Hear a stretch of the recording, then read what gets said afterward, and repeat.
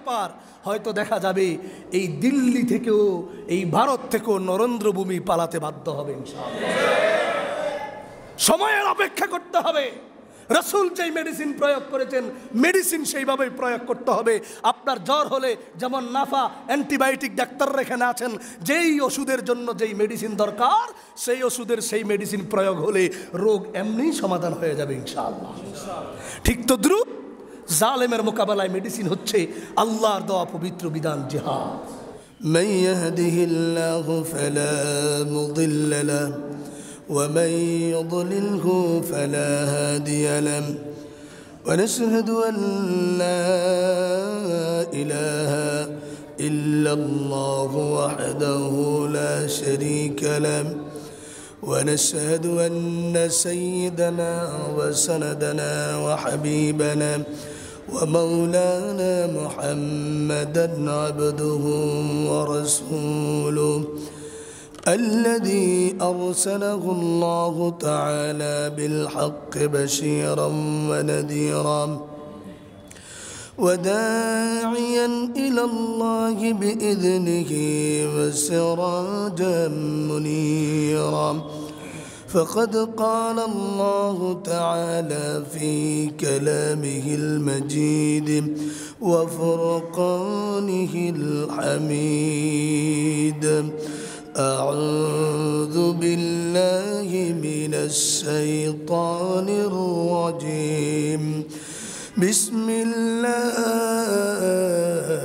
الرحمن الرحيم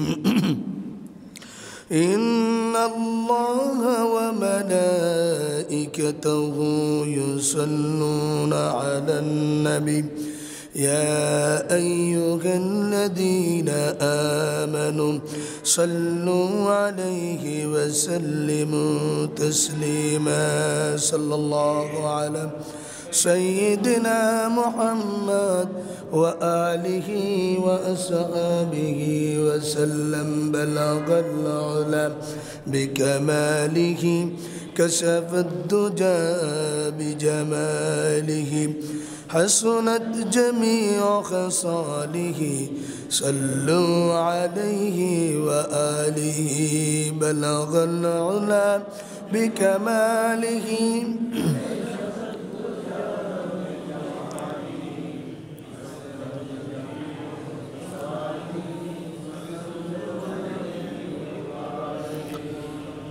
मुअज़्ज़ज़ मुहतरम हजरत मुसल्लियान किराम दिगर मुरब्बियान अज़्ज़ाम, মহান আল্লাহ পাক পরওয়ারদিগার আলমের দরবারে অসংখ্য অগণিত শুকরিয়া আদায় করছি যে আল্লাহ পাক আমাদেরকে সকলকে সুস্থতার নিয়ামত দান করে পবিত্র জুমার মসজিদে উপস্থিত হওয়ার তৌফিক এনায়েত করেছেন। এজন্য সে রব্বুল ইজ্জত ওয়াল জালালের দরবারে কালিমাতে শুকর আদায় করি, সকলে বলি আলহামদুলিল্লাহ। সম্মানিত হাজিরিন, আমরা গত জুমা আলোচনা করেছিলাম পবিত্র রজব মাসের আগমনে আমাদের করণীয় কি। এর আগে দু এক জুমায় আমরা আলোচনা শুরু করেছিলাম ধারাবাহিক আলোচনার পর্ব ইসলাম এবং দেশের স্বাধীনতা সার্বভৌমত্ব রক্ষায় পবিত্র কোরআন সুন্নাহর আলোকে আমাদের করণীয় কি। এ বিষয় নিয়ে আমরা দুটি জুমা আলোচনা করতে গিয়ে এই পবিত্র রজব মাস ঢুকে পড়েছে এবং নতুন বর্ষের আগমন ঘটেছে, যার কারণে আমরা ওই আলোচনা দুটি ওখানে অসমাপ্ত রেখে আমরা সাম্প্রতিক বিষয় নিয়ে নতুন বর্ষের করণীয় কি, পুরাতন বর্ষে আমাদের জন্য বর্জনীয় আমাদের জন্য কী কী বিষয় নিয়ে আমরা আলোচনা করে আবার সে আমাদের আগের সিরিজ বয়ান তৃতীয় পর্ব আমরা আলোচনা শুরু করছি। পবিত্র কোরআনের সূরা হাজের 41 নম্বর, 40 নম্বর, 39 নম্বর আয়াতের তাফসীর করতে গিয়ে আমরা এই বিষয়টুকু নিয়ে আলোচনা করছিলাম। তা আমরা একটি পর্যায়ে গিয়ে বুঝলাম যে আল্লাহ রাব্বুল আলামিন আমাদেরকে যে পবিত্র কোরআন দান করেছেন, পেয়ারা নবীকে পাঠিয়েছেন, এই কোরআন এবং রসুলের আগমন, রসুলের সুন্নাহর মাধ্যমে আমরা আলোচনা উপস্থাপন করেছিলাম যে স্বাধীনতা, ইসলাম এবং দেশের স্বাধীনতার সার্বভৌমত্ব রক্ষায় করণীয় কি আলোচনা করতে গিয়ে আমরা আলোচনা করলাম যে স্বাধীনতার লক্ষ্য উদ্দেশ্য কী। একজন মানুষ স্বাধীনভাবে যদি চলতে গেলে তার 4টি মৌলিক উদ্দেশ্য থাকবে, সেটা ইসলামের এবং একটি দেশের। যদি মৌলিক উদ্দেশ্যগুলা পারফেক্ট ওয়েতে যথাযথভাবে সঠিকভাবে যদি কোনো স্বাধীন মানুষ পালন করে সেই দেশের সর্বোচ্চ শিখর থেকে সর্বনিম্ন পর্যন্ত, তাহলে সেই দেশে কোনো দিন আর জালেম এবং অত্যাচারী শাসকবর্গ কোনো দিনও মানুষের টুটি চেপে ধরতে পারবে না, মানুষের উপর জুলুম করতে পারবে না। সে লক্ষ্য উদ্দেশ্যগুলো কি আমরা একটু আলোচনা করতে গিয়ে সময় শেষ হয়ে গিয়েছিল। এই মর্মে আল্লাহ রাব্বুল আলামিন পবিত্র কোরআন মাজিদের সূরা হজের 40 নম্বর আয়াতে আমাদেরকে এই লক্ষ্য উদ্দেশ্য আল্লাহ পাক স্পষ্ট ঘোষণা দিয়ে আমাদেরকে বলেছেন। এই মর্মে আল্লাহ বলেন যে তোমাদের স্বাধীনতা দরকার ছিল কি? তোমরা তো পরাধীনতার শিকারাবদ্ধ ছিল। আমি আল্লাহ তোমাদেরকে সেই পরাধীনতা থেকে মুক্তি দান করে সুন্দরভাবে তোমার liberty of speech, freedom of expression, freedom of religion, সকল ধরনের স্বাধীনতা, মত প্রকাশের স্বাধীনতা, ধর্মীয় স্বাধীনতা যেন সুন্দরভাবে পালন করতে পারো, এই জন্য আমি আল্লাহ পবিত্র কোরআন নাজিল করে দিয়েছি। এই মর্মে আল্লাহ পাক বলেন, উযিনা লিল্লাযীনা ইউকাতালুনা বিআন্নাহুম যুলিমু ওয়া ইন্নাল্লাহা আলা নাসরিহিম লাকাদির। الذين أخرجوا من ديارهم بغير حق إلا أن يقولوا ربنا الله ولولا دفع الله الناس بعضهم ببعض لهدمت صوامع وبيع وصلوات ومساجد يذكر فيها اسم الله كثيرا ولينصرن الله من ينصره إن الله لقوي عزيز. الذين إن مكناهم في الأرض أقاموا الصلاة وآتوا الزكاة وأمروا بالمعروف ونهوا عن المنكر ولله عاقبة الأمور. الله أكبر. মহান রব্বুল আলামিন পবিত্র কোরআনের এই সূরা হজ, একটি বড় সূরা, এই সূরা হজের 38, 39, 40, 41, 42, 44 এই 5টি, এই 6টি, 7টি আয়াতে আল্লাহ রাব্বুল আলামিন স্বাধীনতার লক্ষ্য উদ্দেশ্য কি, ইসলাম, মুসলমান এবং একটি স্বাধীন রাষ্ট্রে সে লক্ষ্য উদ্দেশ্য কি হবে আল্লাহ নিজেই বর্ণনা করে দিয়েছেন। কেন তোমাদেরকে আমি আল্লাহ স্বাধীনতার জন্য নবী পাঠিয়েছি। আমি আলোচনা করেছিলাম আগে, আপনারা ভুলে গেছেন কিনা জানি না, হয়তো ধারাবাহিক আলোচনা না থাকলে ভুলে যাওয়ারই কথা, যে যুগে যুগে আল্লাহ পাক আম্বিয়া একরামকে প্রেরণ করেছেন আল্লাহর খেলাফত, প্রতিনিধিত্ব দুনিয়াতে যেন প্রতিষ্ঠিত হয় এবং মানুষ যেন আরেকজনের জুলুমের শিকার না হয়। মূল উদ্দেশ্য কিন্তু এটা। এই জন্য আল্লাহ যুগে যুগে নবী রাসূল পাঠিয়েছেন, কোরআন পাঠিয়েছেন, আসমানি 104খানা কিতাব পাঠিয়েছেন। সকল নবীরা এসেই জালেমদের টুটি চেপে ধরেছেন, স্বৈর শাসকদের স্টপ করে দিয়ে ন্যায় ইনসাফ প্রতিষ্ঠা করেছেন, সকল নবীরাই। কিন্তু এখানে একটু বোঝার বিষয় রয়েছে, আমাদের পেয়ারা নবীর যুগের প্রতিরোধের আন্দোলন ছিল একরকম, আমার রসুলের আগের সকল নবীদের প্রতিরোধের আন্দোলন ছিল আরেক রকম। আমরা অনেকে না জানি, ইতিহাস হয়তো গভীরভাবে স্টাডি না করার কারণে আমাদের কাছে বিষয়গুলো ক্লিয়ার নেই। আমরা অনেকে মনে করি হযরত মূসা আলাইহিস সালাতু ওয়াস সালামের যুগে স্বৈর শাসক, বহু বছরের স্বৈর শাসনের সেই জালেম ফেরাউনকে আল্লাহ পাক তো নিজ হাতেই সমুদ্রে ডুবিয়ে মেরেছেন। কি ভাই, কথা ঠিক না? দ্বিতীয় নম্বর, নমরুদকে যে ইব্রাহিম নবীর সাথে গাদ্দারি করে জুলুমের একেবারে সর্বশিখরে পৌঁছেছে, আমরা এমনও জানি, যদিও কথাটা সহি নয়, যে আল্লাহর দিকে নমরুদ তীরও মেরেছে। এটা কথা আছে তো জানা। এমনভাবে গাদ্দারি করেছে তা আল্লাহ রব্বুল আলামিন সেই নমরুদকে পর্যন্ত হযরত ইব্রাহিমকে কাজে না লাগিয়ে একটি ল্যাংড়া মশার মাধ্যমে এই নমরুদকে কাজ সমাধা করে দিয়েছে, জীবনের জন্য স্টপ করে দিয়েছে। এইভাবে যুগে যুগে আল্লাহ তো যারা জালেম ছিল, অত্যাচারী শাসক ছিল, অত্যাচার জুলুম করত, আল্লাহ আসমান থেকে আগুন দিয়ে জ্বালায়া দিতেন, মহাপ্লাবনের মাধ্যমে শেষ করে দিতেন। এমনকি আল্লাহ রব্বুল আলামিন বিভিন্ন ঘূর্ণিঝড়, বিভিন্ন ধরনের জমিনকে উল্টিয়ে, হযরত লূত আলাইহিস সালাতু ওয়াস সালামের কওমকে জমিনকে উল্টিয়ে আসমান পর্যন্ত উঠায় এদেরকে পুরো জাতিকে শেষ করে দিয়েছে। তাহলে সেই সময় আমার রসুলের আগমনের আগের আর রসুলের আগমনের পরের প্রতিরোধ আন্দোলন এবং প্রতিরোধের ব্যবস্থা ভিন্ন ছিল। এই জন্য আল্লাহ পবিত্র কোরআনে বলেন, কোন জালেম, কোন স্বৈরাচার এই পৃথিবীতে থাকবে আবাদুল আবাদ কিয়ামত পর্যন্ত, এটা আমি আল্লাহ কোনোদিন বরদাস্ত করব না। তাহলে শুনুন আল্লাহ কি বলেন। পবিত্র কোরআন মাজিদের একটি সূরার নাম সূরা ইউনুস। এই সূরা ইউনুসের 12 এবং 13 নম্বর আয়াতে আল্লাহ পাক স্পষ্ট বলে দিয়ে বলেছেন, ওয়ালাকাদ আহলাকনাল কুরুনা মিন ক্বাবলিকুম লাম্মা যালামু وجاءتهم رسلهم بالبينات وما كانوا ليؤمنوا كذلك نجزي القوم المجرمين। আল্লাহু আকবার বলেন।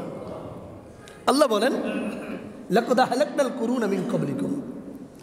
ও 2024 সনের 25 সনের মুসলমান শুনো, তোমাদের আগে 2025 সন চলে, 2500 বছর। এর আগেও কি পৃথিবী ছিল কি ছিল না? খ্রিস্টপূর্ব পৃথিবীর বয়স অনেক, শত শত হাজার হাজার বছর। আল্লাহ কোরআন নাজিল করেছেন 1500 বছর আগে।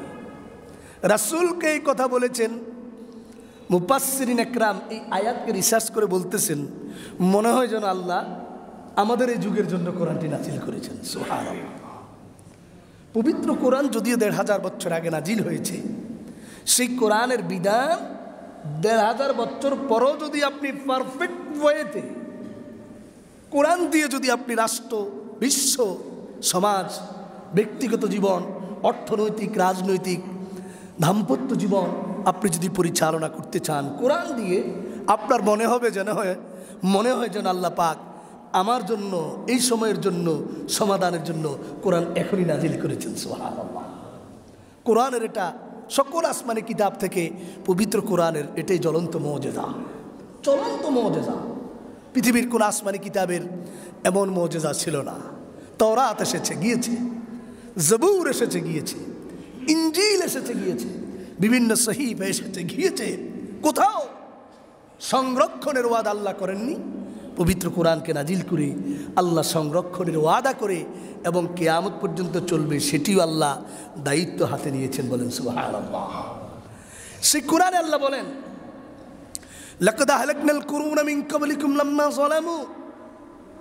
তোমাদের পূর্ব যত জালেম শাসক ছিল, অথবা শাসক নয়, ব্যক্তিগতভাবে জালেম পৃথিবীতে আছে না? যদিও এখন আমাদের রাষ্ট্রীয়ভাবে কেউ জালেম না, কিন্তু আঞ্চলিকভাবে বিভিন্ন জায়গায় জালেম আছে, জায়গায় জায়গায় ওত পেতে আছে, বিভিন্ন জায়গায় বসে আছে। কি ভাই, নাই মনে হয়? খুলশিতে মনে হয় নাই। যদি থাকে তো আল্লাহ বিচার করে ফেলবে। আমরা যদি কেউ জালেম হয়ে থাকি, আমরা সংশোধন হয়ে যাই ইনশাআল্লাহ, আল্লাহ মাফ করে দিবেন। বলেন আমি। আর কেউ যদি জালেমের ভূমিকায় নামি, তা আল্লাহ বলেন আমি সংশোধনের ব্যবস্থা রেখেছি, যদি সংশোধিত না হও পানিশমেন্ট আমি আল্লাহর পক্ষ থেকে সিস্টেম আমি আল্লাহ রেখে দিয়েছি। ঘোষণা কার? আল্লাহ বলেন। তা আল্লাহ নিজেই বলেন, লাকাদ আহলাকনাল কুরুনা মিন ক্বাবলিকুম লাম্মা যালামু। তোমাদের পূর্বে যে জাতি, যে গোষ্ঠী, যে মানুষ মানুষের উপর জুলুম করেছে, অন্যায় জালিমা।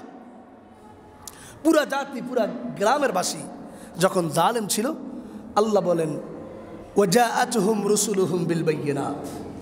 প্রত্যেক জালেমের কাছে, প্রত্যেক গোষ্ঠীর কাছে, প্রতিটি জালেম শাসকের কাছে আমি আল্লাহ নবী পাঠিয়েছি, অথবা রসুল পাঠিয়েছি, অথবা আমার পক্ষ থেকে প্রতিনিধি পাঠিয়েছি।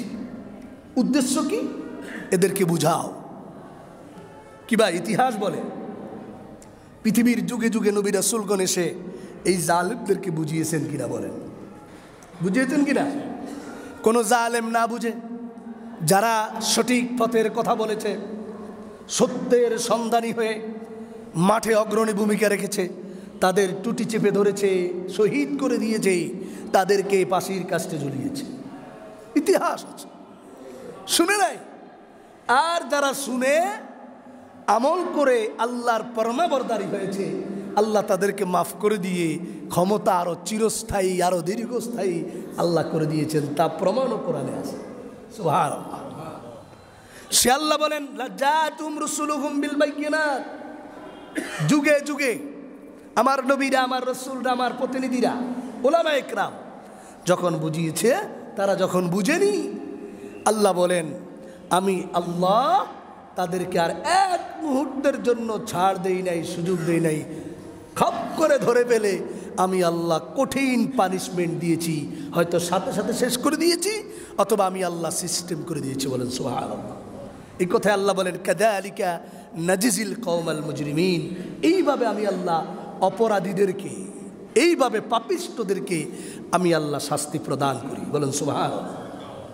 এই আয়াত নাজিল করে দিয়ে কিন্তু আল্লাহ পারতেন যাক এখানেই শেষ, কিন্তু পরের আয়াতে আবার অন্যদেরকে কথা বলতেছেন, তোমরাও জালেম হইও না। সূরা ইউনূসের 14-13 নম্বর আয়াতে আল্লাহ বলেন সুম্মা জাআলনাকুম খলাইফা ফিল আরদি মিন বা'দিহিম লিনানজুরা কাইফা তা'মালুন। এরপরে আল্লাহ বলেন জালেম শেষ করে দিয়ে, পাপিষ্ঠ সমাজের লোকগুলা শেষ করে দিয়ে, আমি আল্লাহ আদর করে, মায়া করে আমি এই চেয়ার এবং এই দায়িত্ব কিছু সৎ লোকদের হাতে দিয়েছি। কারণ জালেম যখন শেষ হয়ে যায়, তখন কি আর জালেম পৃথিবীতে থাকে? তখন ভালো মানুষগুলা থাকে। আল্লাহ বলেন চেয়ারটা তো চালাতে হবে। আমি আপনাদের মসজিদের খতিব 6 বছর ধরে আমি চলে গেলাম, কিন্তু এই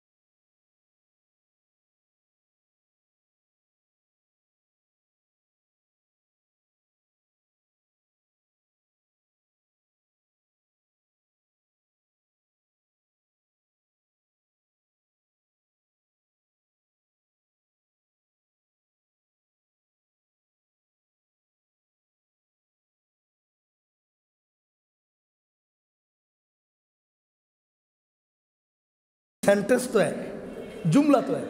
কুতিবা আলাইকুমুস সিয়াম, কুতিবা আলাইকুমুল কিতাল। ওইটা হলো সিয়াম, এটা হলো কিতাল, বেশ কম নাই। আল্লাহ পাক বলেন রোজার মাস আসলে যেমন রোজা রাখা ফরজ, রোজা না রাখলে তুমি গুনাহগার হইবা, তুমি কোনোভাবে রোজা ভাঙতে পারবা না। তুমি যদি সুস্থ থাকো, তুমি যদি সুস্থ সবল থাকো, এই রোজা রাখার কারণে তোমার দুনিয়াতে যেমন শান্তি, গ্যাস্ট্রিকের উপকার আছে না নাই, আলসারের উপকার আছে না। মেডিকেল সায়েন্সের আলোকে আমি আপনাদেরকে আগেও বলেছিলাম, মেডিকেল সায়েন্সের আলোকে in the I of medical science research করে বলেছে রোজা মানব জাতির জন্য এত উপকার, এত উপকার। বলতে বলতে মুখের ফেনা উঠে গেছে, ডাক্তার বের হয়ে গেছে। ঠিক তদ্রুপ আল্লাহ বলেছেন কুতিবা আলাইকুমুল কিতাল, সময় যখন রমজান মাস আসলে রোজা রাখা ফরজ, ঠিক তদ্রুপ জিহাদের বিধান ও জালেমের প্রতিরোধে, স্বৈরাচারের প্রতিরোধে, আন্দোলন প্রতিরোধ এবং জিহাদ এই সংগ্রাম আমি আল্লাহ সেই সময়ে তোমাদেরকে ফরজ করে দিয়েছি। বলেন সুবহানাল্লাহ। রোজার সময় আসলে রোজা না রাখলে যেমন গুনাহগার, জিহাদের সময় আসলে জিহাদ না করলে তেমন গুনাহগার। রোজার সময় হলে রোজা রাখলে যেমন উপকার, জিহাদের সময় আসলে জালেমের মোকাবেলায় সামনে নামলে জিহাদ করলে তেমন উপকার। সুবহানাল্লাহ। ঘোষণা কার? কার?